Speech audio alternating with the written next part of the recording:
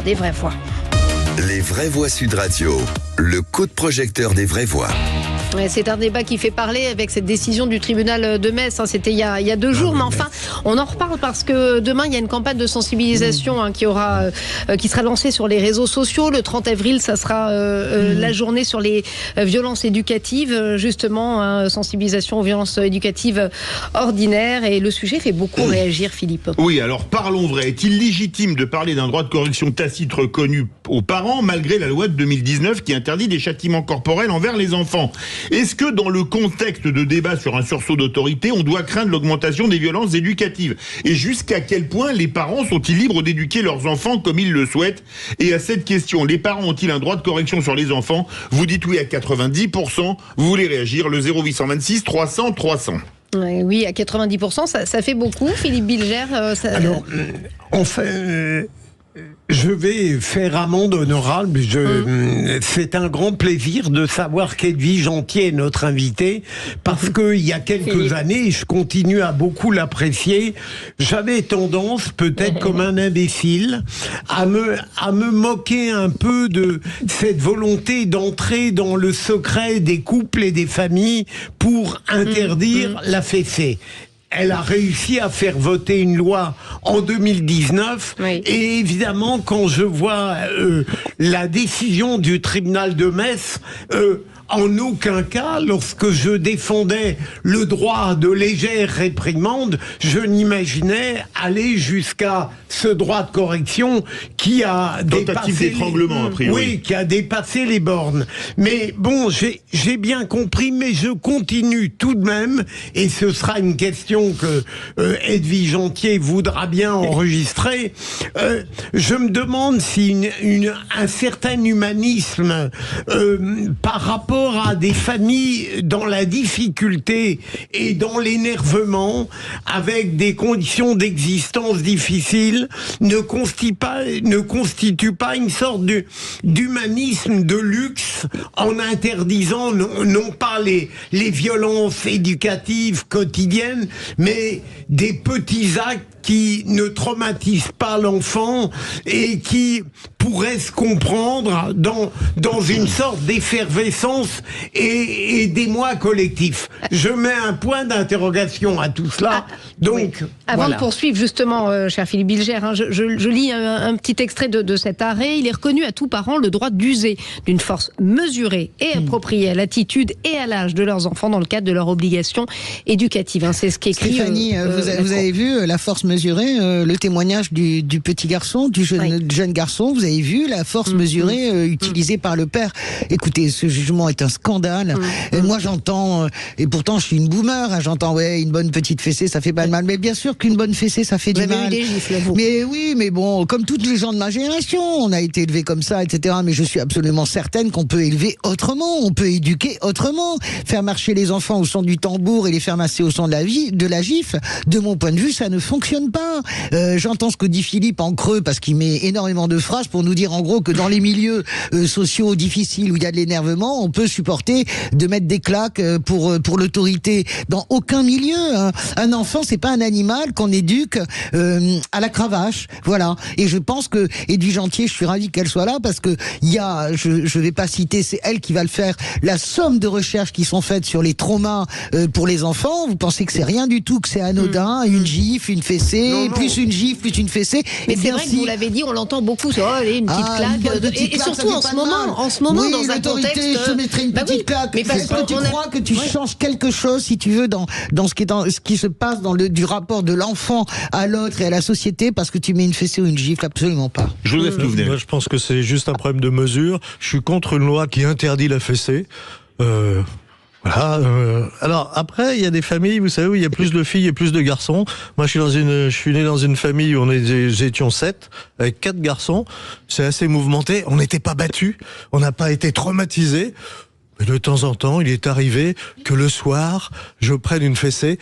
Je m'en porte pas plus mal. C'est vraiment le problème de mesure. J'ai pris une fois une claque de mon père et il avait bien fait. Vous voyez, je m'en souviens une. Mais pourquoi vous dites il a bien fait? Parce que je m'en souviens, et 2, c'était au moment de la sonnerie à un monument aux morts. Et par respect pour ceux qui sont morts pour la France, il me l'a mis dans la tête, je ne l'ai pas oublié. Ouais, bon. Je l'ai expliqué derrière. Et ça, c'est très important. Et vous voyez, entre l'interdiction, entre la banalisation de la violence, qu'il faut pas banaliser, des coups, des claques, des machins, non. Mais à un moment donné, après, il faut savoir aussi montrer des limites aux enfants. Ça peut passer par un geste physique, selon les uns ou selon les autres. C'est pas systématique, c'est pas. Mais il y a des enfants qui ont besoin d'un geste physique pour leur montrer. Pas, justement, je pense que c'est on ça. va débattre. Pardon, Edwige. Excusez-moi, mais c'est très très grave que vous reveniez comme ça là-dessus. Cette loi, en effet, moi j'ai mis 9 ans à la défendre. Elle a été votée par le Parlement il y a 15 ans, donc elle est inscrite dans le Code civil. Elle est lue lors des mariages. Et je me tourne vers notre grand juriste, Philippe Bilger. Mais en quoi le juge a le droit de revenir sur un texte de loi qui a été voté? La loi est supérieure à la jurisprudence. N'est-ce pas, Philippe Bilger? Oui, bien sûr. Donc le juge n'a pas le droit. Mais disons qu'il interprète la loi, évidemment, mais il l'a fait à Metz d'une manière assez aberrante. Non, mais sur Oui, moi, parce ce qui que dans m'intéresse, la loi, ce qui m'intéresse, il n'y a pas c'est écrit, ouais. Oui, pardon. Ce qui Dans la loi, m'intéresse, il n'y a pas écrit si c'est proportionnel et blabla. Bien non, sûr. il y a écrit l'autorité parentale s'exerce sans violence physique et psychologique. Donc, il perd son autorité parentale. En première instance, cela avait été bien dit, avec une proposition de lui expliquer et de lui faire suivre de l'aide à la parentalité pour comprendre comment élever autrement. Mais il le refuse. Il maintient ces enfants qui ont le courage de témoigner, qui ont eu le courage d'aller voir les gendarmes pour dire qu'ils en avaient assez de se faire coller contre le mur avec la main comme ça.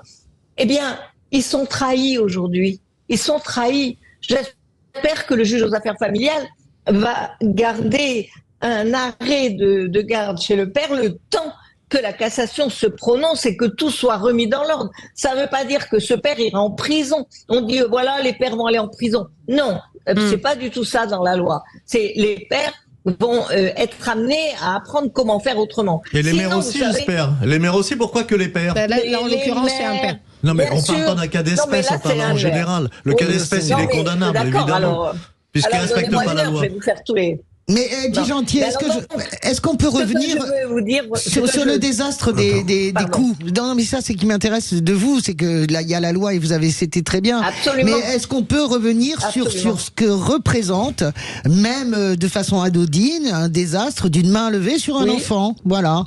Dites-le, parce que j'ai l'impression qu'on prêche dans le désert, quoi. Merci beaucoup, Françoise. Oui, parce que chacun, c'est une mode, etc.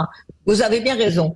Il y a eu des études scientifiques, neuroscientifiques, en masse pour montrer ce que le stress, lorsque vous frappez un enfant, fait sur les connexions neuronales. Le gouvernement a fait un programme qui s'appelle les 1000 premiers jours pour expliquer aux parents ce qui se passe dans le cerveau d'un enfant.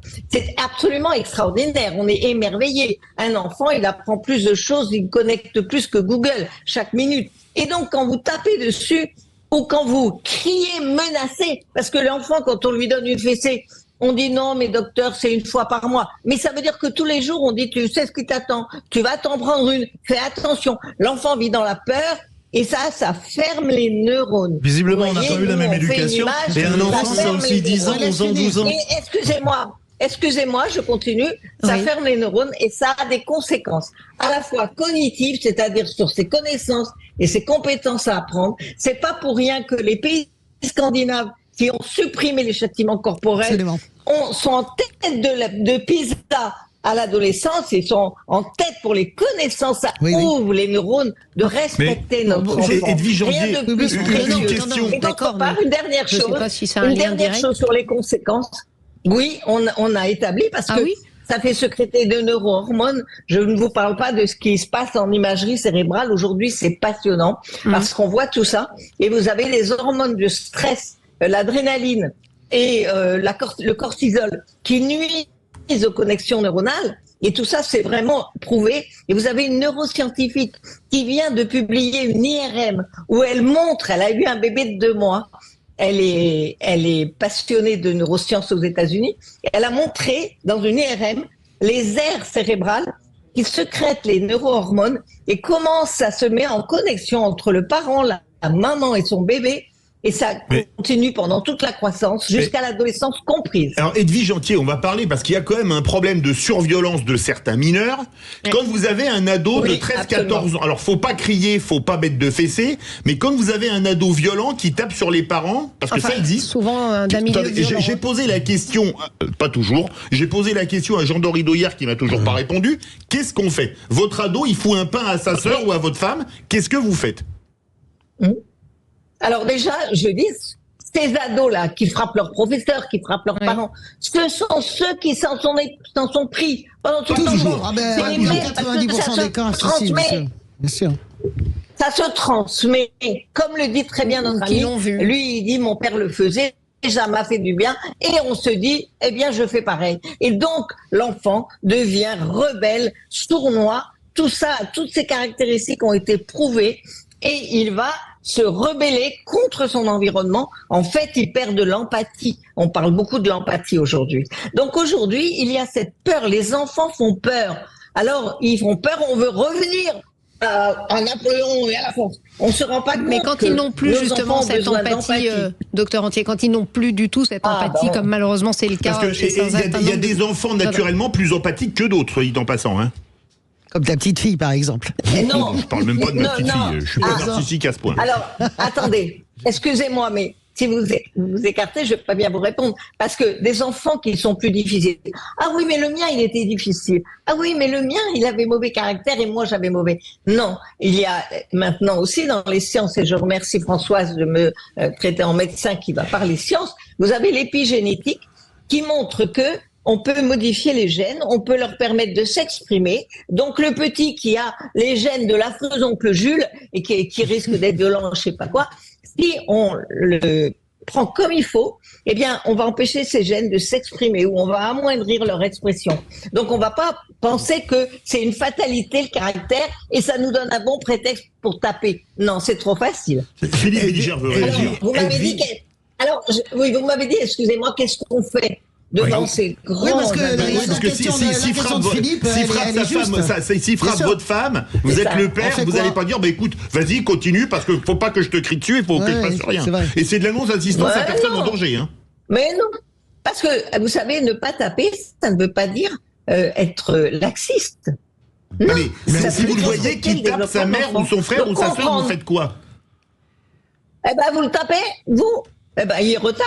Qu'est-ce que c'est pas une solution? Pourquoi vous croyez que c'est une solution? Mais vous faites quoi alors? Violent. Mais non, mais j'ai pas dit. Mais la solution, c'est quoi? Moi, j'ai pas la solution. La solution, c'est quoi avec un ado violent, avec sa famille? C'est quoi la solution? Parce que je n'ai pas. Alors je vous la pose. Eh ben, oui, bien sûr. Alors la loi, elle a surtout un travail pédagogique et préventif puisqu'elle parle de l'autorité parentale, donc c'est pour les petits, parce que les grands, l'autorité parentale, évidemment, c'est trop tard, ils n'obéissent plus aux parents. Et justement, tout ce que vous avez fait dans la petite enfance, au moment où ils ont 13 ans, 14 ans, eh bien, vous avez un enfant vraiment délicieux. Moi, je vous parle avec 50 ans de pratique. Je suis les bébés de mes bébés. Hein. Philippe Bilger a élevé 6 enfants, donc lui, il est... Je peux voir que je vérifie. Edwige Antier. Qu'est-ce qu'on en fait? Oui, ben, moi, je dis qu'il faut l'exclure de ce contact. Et donc, il faut lui dire, eh bien, moi, je le reçois à ce moment-là en entretien personnalisé et en lui disant, t'es vraiment très énervé, tu fais des choses, je pense que tu n'aimerais pas les avoir faites. Et comment on va faire maintenant? Parce qu'on peut pas rester dans une famille où on tape sa mère et tape son père. C'est juste pas possible. Donc, comment on va faire? Et je discute avec lui. Est-ce que tu veux aller en pension? Parce que peut-être un an de pension, ben, ça te mettra un peu un cadre et ça ira beaucoup mieux. Est-ce que tu veux avoir une psychothérapie qui va t'empêcher de taper comme ça, te retenir? Qu'est-ce que tu veux faire? Je vais discuter avec lui. Mais vous savez, on y arrive très bien. Il faut juste le respecter et comprendre que c'est une vraie personne. En général, ils se mettent à pleurer, bien sûr, mais on arrive à parler. Philippe Bilger. Mais Edwige Antier, au fond, en vous écoutant, je me demande si vous ne sous-estimez pas chez l'humain, non pas le désir de corriger, mais parfois les difficultés de correspondre à ce que vous développez et que je crois totalement exact. Est-ce qu'au fond, il ne faudrait pas imaginer une éducation permanente des parents, enfin d'un certain nombre de parents, pour leur dire que on peut arriver à cette forme de sérénité éducative qui, si j'ai bien compris, n'exclut pas tout de même une forme d'autorité. Bien sûr, totalement d'autorité. Je vous parle, je vous dis, je soigne les bébés de mes bébés, j'ai du recul, j'ai 7 petits-enfants, donc personne n'a jamais pris de claque. Et comment ça se passe? Il faut vraiment connaître le développement de l'enfant et donc être bien accompagné, comme vous dites. Parce que quand je montre aux parents un cerveau, avec qu'est-ce que c'est que le système limbique, le système des humeurs, comment on le calme, et en tapant pas sur l'enfant de 3 ans, 4 ans qui fait une colère, mais en sachant le calmer. Donc c'est vrai que c'est une aide à la parentalité, comme ils font dans les pays nordiques, bien sûr. Et vous savez, on a tout le système. Vous avez dans les crèches des professionnels qui sont formés. Vous avez dans les écoles des psychologues, vous avez des pédiatres, vous avez les PMI qui vont jusqu'à 6 ans, et puis ensuite les psychologues scolaires. Donc, Edwige Antier, pardonnez-moi, est-ce qu'il y a un âge aussi est-ce qu'il y a un âge, pardonnez-moi, est-ce qu'il y a un âge où c'est entre guillemets moins traumatisant? Un adolescent, c'est pas un enfant, effectivement. Taper un enfant de 5 ans et taper, voilà, donner une fessée à un ado de 14 ans récalcitrant, c'est peut-être pas la même chose, si. C'est une question que je vous pose. L'ado, on va lui donner une gifle, mais c'est très humiliant. Et d'où on se permet, est-ce que on se permettrait vis-à-vis de vous? C'est encore pire, c'est un cerveau en développement. Et le cerveau, il est vraiment terminé à 25 ans. Ah oui. Nos ados, ils ont encore la myéline là qui n'est pas finie. Donc on le voit sur les IRM du cerveau. Donc non, il est très fragile, au contraire. C'est un âge où il faut vraiment faire très attention. Moi, je vous dis, cette loi, elle a été très réfléchie. Le Conseil de l'Europe la recommande, et chaque parent qui vous écoute, je vous remercie beaucoup parce que je pense que ils auront réfléchi. Et regardez bien le film qui va avec la campagne. Joseph Touzel, ça vous a fait réfléchir quand même, ça vous avait changé d'avis? J'ai l'impression qu'on est dans les caricatures. On nous parle d'abord de bébés, évidemment. Après, on a l'impression que c'est systématique. Tout ça est un problème d'équilibre. Évidemment, l'éducation qu'on va donner va apprendre à l'enfant à obéir, parce que l'enfant doit obéir. Hein, c'est pas un petit maître, c'est pas un petit dieu. À obéir, on n'a pas besoin forcément d'avoir un geste qui soit un geste brutal, mais pour certains, un geste physique, de temps en temps, ça évite d'en avoir d'autres, et ça fait partie de la vie. Et d'ailleurs, aujourd'hui, on voit des générations qui arrivent, on n'a jamais de frustration, jamais de non, jamais d'empêchement, et ce sont des petits monstres qui sont en train de nous mettre une société à feu et à sang, parce qu'ils sont monstrueux, parce qu'on leur a jamais... Et c'est juste un problème d'équilibre. On va pas traiter de la même façon. Cette société... Non, mais c'est un vrai sujet. C'est un sujet apocalyptique. Regardez, mais elle a raison, Edwige Antier, aller dans les sociétés d'Europe du Nord, où effectivement... Je sais pas, ils sont toujours parfaits. Non, mais je sais pas comment ils font. Ils sont souvent parfaits sur le plan économique, parce qu'ils ont adopté une attitude humaniste. Pourtant, ils ont un des taux de suicide les plus élevés du monde, bizarrement. Non, mais pas simplement, mais bien sûr, mais comme les Japon, c'est parce qu'il n'y a pas de soleil. Écoutez, arrêtez, ça n'a rien à voir avec ça. C'est qu'à cause du soleil. Non, mais vraiment, honnêtement, la France réac contre la France progressiste, voilà. Je me demande si on n'est pas encore une fois dans la caricature. On a passé le timing. Merci beaucoup, Edwige Antier, pédiatre et ancienne députée. Merci, Philippe Bilger. Comptez pour les enfants.